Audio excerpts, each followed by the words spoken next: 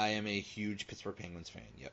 Okay, so well, you don't know how I feel now, but so the Wild make it to the playoffs every year, and they don't get past the first round, so that's depressing. Yeah. But yeah, The Wild could have the best record. They could win so many games in the regular season, and then the first round of playoffs is a loss. Yep. yeah, the first 4 games of the playoffs. The I believe the Raiders and the Steelers play each other this year. Yes, we do. Mm-hmm. I remember one time we were talking on Twitter, and one of you said the Raiders could be 2-14, and they'll still find a way to beat the Steelers. They will. Oh yeah. If you It's come so to the Black true. Hole Steelers, you guys are you're taking a loss right there. It's so true every time. And I think it is. I might be wrong, but I think it is. Even if it's in Pittsburgh, I just remember some horrible teams coming and just making the Steelers look so bad. It's like, how did we lose to these people? Every year, so You're welcome. Yes. And they will be in Oakland on the 9th of December. There you go. There you go. And I have to do a shout out real quick because Andrea Villapiano Kelly is the daughter of Phil Villapiano, who will be there with special guest Franco Harris. So if you can make it to that game, it's going to be a lot of fun. Franco Harris is showing up in Oakland? Yeah, he said that he wouldn't go to the stadium. He and Phil are real good friends, and they have been for a long time, apparently. And he said he would not go to Oakland Coliseum unless Phil was accompanying him. So I guess he feels like he needs a bodyguard. I don't blame him. Man, Franco better wear a disguise or something. Yeah, John Madden will probably try to tackle him or something. 18-year-old John Madden with a bad hip. Yeah. He'll still. I think he's still mad about that immaculate reception game. Well, nobody blames him. Yeah. Steelers fans. It is December 23rd is almost as big of a holiday as Christmas and Easter in Pittsburgh. We have a statue of it in the Pittsburgh airport. We have a marker of where it actually happened. It's actually in a parking you guys lot. Are telling me. Yeah, you're telling me right now. I'm sorry. I have a friend who's actually a Steelers fan, and every time he wants to piss me off, he sends me a picture of him with that Franco Harris statue. Which evil. I'm sure you think that was not a legal play, right?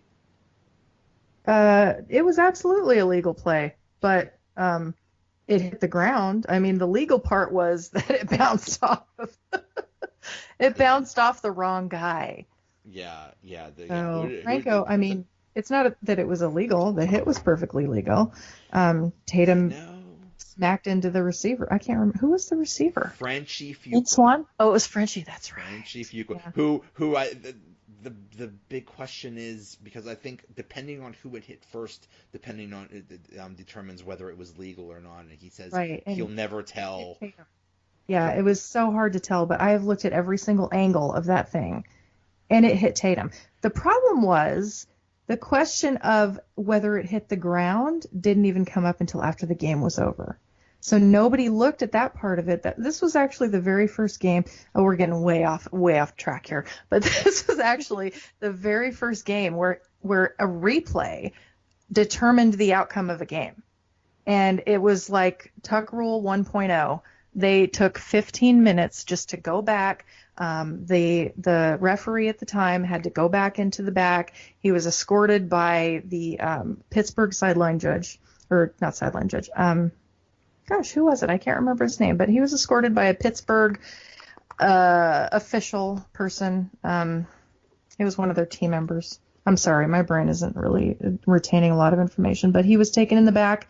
He was shown a clip of it, and they didn't notice that whether the ball had hit the ground or not. They didn't even look at that. They were just looking at who the ball hit. And it was not clear, so they ruled on the field that it was a reception and a touchdown, and the rest is history. Whenever you see the replay of it, there's that famous shot of, the ball coming to Franco and the Franco picking it up, but they always leave out the part where it shows whether it hit the ground or not. It's like they crop that out. Yeah. They do it from the back angle so you can't see the field. Yeah. The quote unquote legend is the official said, "Hey, how much security we got?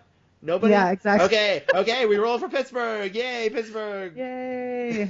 Are we gonna make it out of here alive? That was exactly. Anyway, ladies, thank you so much. This was awesome. Good luck this year, except for December 9th. Thank you. You as well. Thank you. All right, guys. Angria Trask, Jenny Lynn, all Just Win Ladies podcast. Thanks a lot, guys. Thank you for having us. My next guests are two of the most passionate and knowledgeable football fans you will find anywhere. I don't know that much about the Buffalo Bills, or I didn't, but now I know every little thing because of these two. First of all, Danyel. She's Aunt Danyel Renee BB on Twitter. She's a social media manager for BuffaloRumblings.com. Danyel, how you doing? I'm good. How are you? Pretty good. And Stephanie Wilson on Twitter. She's at Steffi Tweets.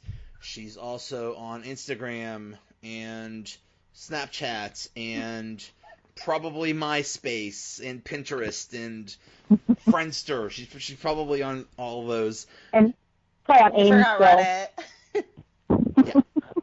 Yeah. She's a contributor to BuffaloRumblings.com and a self-professed podcast star. And the way you're adding followers, I predict in about a year you're just going to take over the world. I think it's going to be the United States of Steffi, and you're going to appear on the dollar bill, and you're just taking over the world, and it's too late. It's already too late. Steffi, how you doing? I'm doing well. Yourself? I'm just great. Okay, so let's start with the latest thing, the game that just happened. They played the Bengals. It didn't go so well. Where do we want to start with this? How do they look? Terrible. I mean, there were a few bright spots, but I think overall it was sloppy. The offensive line is scary. It's going to be scary this year. I mean, we did lose, 3 starters from last year, but Allen, I don't know, Steph, I don't remember I think he was sacked, 5 times? Yeah, he was sacked 5 times. Literally, that was a stat line. That's very concerning, especially for a young gun. He just didn't have time to release the ball. Right. We didn't get a fair shake out of him. There was so much hype surrounding this entire game, and I just feel like the O-line didn't do it any justice. No, they let him down. I agree. Yeah. I agree. And, the nice thing, I think that the best thing was during his interview, after the game, his press conference, they asked him about it, and he actually took the most of that blame on himself. And he said that he held on to the ball too long, and he needs to get it to his playmakers. And, so he didn't really put any blame on his offensive line, which, he very well could have, but I think that just speaks to his character and strength and mindset heading into the regular season. So I think that's a positive. That is so scary that the offensive line did that poorly, because that was a area of concern, and now it's like your worst fear got realized. So that is very scary. How do you think this whole quarterback situation is going to play out? Do you I'm not sure how hurt McCarron is, but do you think Allen is actually going to play a lot this year? Steph, do you want to go ahead with that one? I think early on in the season, I think they're going to take the conservative approach and start Peterman. I really do. Unless they surprise me and, do a 180 and say, hey, we're going to throw in Allen. But I just don't feel confident with this O-line right now. I'm very concerned. And I know it's the preseason, and we shouldn't be freaking out because it's just preseason, but I don't know. I did not like what I saw out of the O-line today. Yep, and you know what? And I agree with that. And being like a rookie, I think the other issue too, and I think McDermott addressed this with the wide receivers at halftime, but he said that they weren't contesting the ball. They weren't going up and getting those balls and, making the catches that they should have been making. They weren't helping them out in any way either. Mm-hmm. And between drop passes, I didn't see a lot of separation, them getting open. He had nowhere to go. I mean, there was just so many bad things, but I agree with Steph. I think Peterman starts. I think they have a lot of confidence in him. I think that he's been there a year, so he's already gelled with some of the players, their personalities. They're always on Instagram, joking, fooling around, things like that. They like him. I think, the coaches like Peterman, and he doesn't have the strongest arm, which can get him in trouble. He can't make some of those throws that Allen can when, he's on the run. Right. But at the same time, I think he knows the system the best. He knows the offense the best. And I think that ultimately will probably win him a starting job. As far as McCarron, I think he's still sore with that shoulder injury.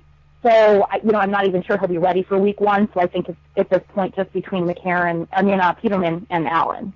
And I think Peterman gets the nod. Yeah, and just to add on to that, and I know the national media has made kind of a joke out of what Peterman's performance was last year against the Chargers. Yeah. Like, we get it. It's been memed, like beating a dead horse here, but we're looking from more local perspective. We were the ones who are looking at Peterman on our own. So I think that was just like a fluke of a game, to be honest. I'm not concerned. I really it could have happened. It could have happened to anybody. I don't know. It was just an outlier. Right? Rookie going out west, time difference against San Diego Chargers defense, which is already hard enough.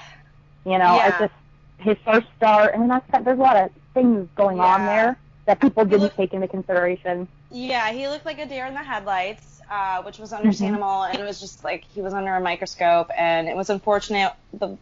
It was cringe watching it, and it was unfortunate what happened after because it blew up, and it was memed and all sorts of things. So, but we have to move on from that because, that joke's over. It's last year's, we made the playoffs. So we're over that, right? We're over that. Everybody else needs to get over that too.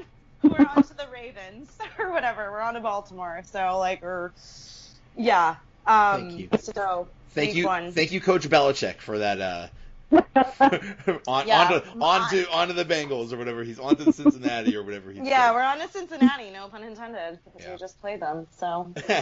I think that was a terrible position to put him in last year.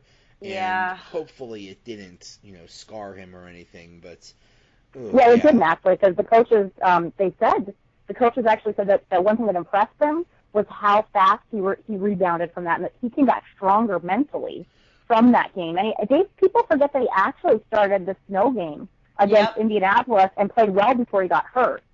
So I think that people they put that in the back of their minds. They don't even realize he started that game, and we ended up winning. And I think that was a big game that helped us get to the playoffs too. So I think he came back strong. He doesn't look like a deer in headlights this year.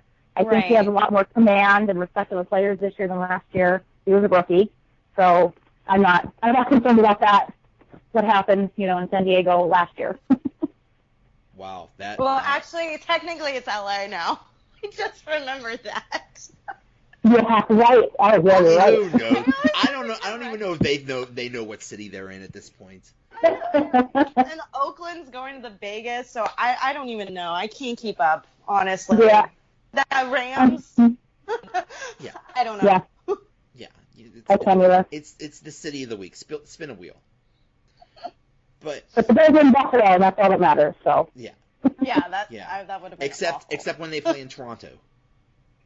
Oh, that ended. Yeah, we don't talk about that. We don't talk about those years. So wow, that's or that regime. I would be that would be something if Peterman gets a start over McCarron. That'll be really interesting. Yeah, I mean, really, because McCarron's been in the league longer, but as far as play time, I mean, they're almost similar in terms of veteran status in my eyes. So right, I don't know. I honestly, not to hop in here, but I honestly feel because Peterman has been with the team longer, there is kind of more seniority or a bias towards that. He has more chemistry with players than rather than McCarron, who came from the Bengals. Yeah.